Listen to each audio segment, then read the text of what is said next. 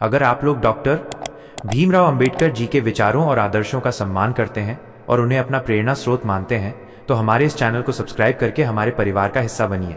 हम इस चैनल के माध्यम से उनके जीवन, संघर्ष और शिक्षाओं से जुड़ी महत्वपूर्ण जानकारियों को आप तक पहुंचाते रहेंगे। उनका मानना था कि समाज में समानता और न्याय स्थापित करने के लिए शिक्षा सबसे शक्तिशाली हथियार है। ये चैनल उनके इसी मिशन को आगे बढ़ाने का एक छोटा सा प्रयास है। उत्तर प्रदेश की राजनीति में एक बार फिर हलचल मच गई है। बहुजन समाज पार्टी बसपा की राष्ट्रीय अध्यक्ष मायावती ने एक बड़ा ऐलान करके सभी को चौंका दिया है। ये फैसला ऐसे समय में आया है जब राज्य में आगामी विधानसभा चुनावों की तैयारियां जोरों पर हैं और सभी प्रमुख दल अपनी अपनी रणनीति बनाने में जुटे हैं। लंबे समय से मायावती की चुप्पी को लेकर तरह तरह की अटकलें लगाई जा रही थीं। राजनीतिक विश्लेषक और मीडियाकर्मी लगातार ये जानने की कोशिश कर रहे थे कि क्या बसपा अकेले चुनाव लड़ेगी या किसी के साथ गठबंधन करेगी। पार्टी के कार्यकर्ता भी असमंजस में थे। पिछले कुछ चुनावों में बसपा का प्रदर्शन उम्मीद के मुताबिक नहीं रहा था, जिससे पार्टी के भविष्य को लेकर सवाल खड़े हो रहे थे। इन सबके बीच आज लखनऊ में आयोजित एक प्रेस कॉन्फ्रेंस में मायावती ने अपनी बात रखी और एक ऐसे फैसले की घोषणा की जिससे न केवल बसपा बल्कि पूरे राजनीतिक परिदृश्य में बड़ा बदलाव आ सकता है। उनके इस ऐलान का बेसब्री से इंतजार किया जा रहा था, क्योंकि ये तय करेगा कि आने वाले दिनों में उत्तर प्रदेश की राजनीति किस दिशा में जाएगी। ये फैसला सिर्फ एक चुनाव तक सीमित नहीं है, बल्कि इसके दूरगामी परिणाम होंगे जो राज्य के सामाजिक और राजनीतिक समीकरणों को भी प्रभावित कर सकते हैं। मायावती का ऐतिहासिक ऐलान। प्रेस कॉन्फ्रेंस हॉल में चारों ओर गहमागहमी का माहौल था। पत्रकार और कैमरामैन अपनी अपनी जगह ले चुके थे और हर कोई उस क्षण का इंतजार कर रहा था जब मायावती माइक संभालेंगी। मायावती मंच पर आईं, उनका चेहरा गंभीर और दृढ़ था। उन्होंने सीधे तौर पर अपनी बात शुरू की, बिना किसी भूमिका के। उन्होंने कहा, बहुजन समाज पार्टी ने हमेशा सर्वजन हिताय सर्वजन सुखाय के सिद्धांत पर काम किया है। हमने कभी भी कुर्सी के लिए अपने सिद्धांतों से समझौता नहीं किया। उन्होंने पिछली सरकारों की नीतियों की आलोचना की और बताया कि किस तरह दलितों, पिछड़ों और गरीबों के हितों की अनदेखी की गई है। इसके बाद उन्होंने अपने ऐतिहासिक ऐलान की घोषणा की। उन्होंने कहा कि आगामी चुनाव में बसपा किसी भी बड़ी पार्टी के साथ गठबंधन नहीं करेगी। उन्होंने स्पष्ट रूप से कहा कि बसपा अकेले ही 2027 का विधानसभा चुनाव लड़ेगी।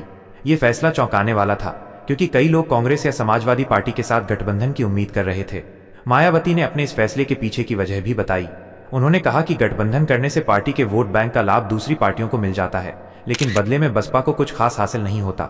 उन्होंने कार्यकर्ताओं को संबोधित करते हुए कहा कि हमें अपने दम पर लड़ना होगा और अपनी शक्ति दिखानी होगी। ऐलान के पीछे की रणनीति और कारण।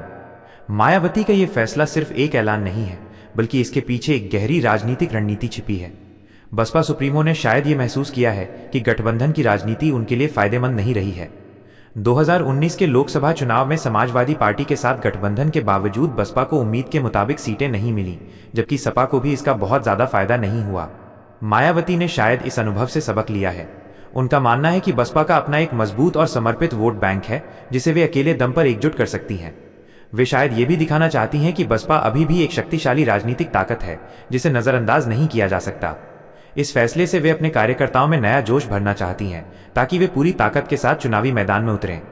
मायावती ने यह भी साफ कर दिया कि उनकी पार्टी छोटे दलों के साथ तालमेल कर सकती है, लेकिन किसी भी बड़े राष्ट्रीय या क्षेत्रीय दल के साथ नहीं। ये रणनीति उन्हें अपनी शर्तों पर चुनाव लड़ने की आज़ादी देती है और उन्हें किसी भी गठबंधन के दबाव से मुक्त रखती है।